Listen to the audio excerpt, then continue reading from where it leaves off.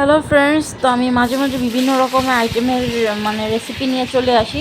তো আজকে আমি রান্না করব বাসার পাড়ার তৈরি একদম দেশি মুরগি। তো ওখানে আমি দুটো মুরগি কেটে নিয়েছি, সুন্দরভাবে ধুয়ে টুয়ে পরিষ্কার করে নিয়েছি।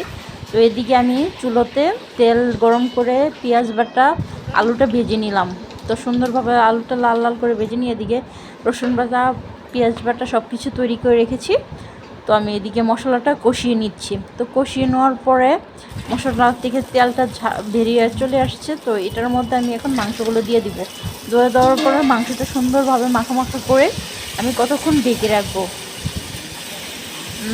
প্রত্যেকটা মাংসের শরীরে যাতে মশলাটা হয়। তো আমি এখন এটা ঢেকে রাখার পর প্রায় 20 মিনিট পর আমি খুলে এটাকে কষা কষা হয়ে গেছে, এটা থেকে তেল ছাড়াচ্ছে, প্রায় মাংসটা সুন্দর লাল লাল হয়ে গেছে। তো অ্যাকচুয়ালি আমার রান্নার প্রায় শেষ পর্যায়ে। তো আপনারা বাসায় এইভাবে ট্রাই করবেন দেশি মুরগির ঝোল আলু দিয়ে। এখানে আমি সবজি রান্না করেছি সাজনা মিষ্টি কুমড়ো দিয়ে, সাথে দুটো লেবু নিয়েছি। তো আগে সবজি দিয়ে ট্রাই করলাম, তারপর নিলাম 4 টুকরো মাংস। তো দেখি মাংসটা ঝাল ঝাল কষা কষা হয়েছে। তো আমার কষা মাংস খুব ফেভারিট, আমি ছোটো থেকে কষা মাংসটা খুব লাইক করি।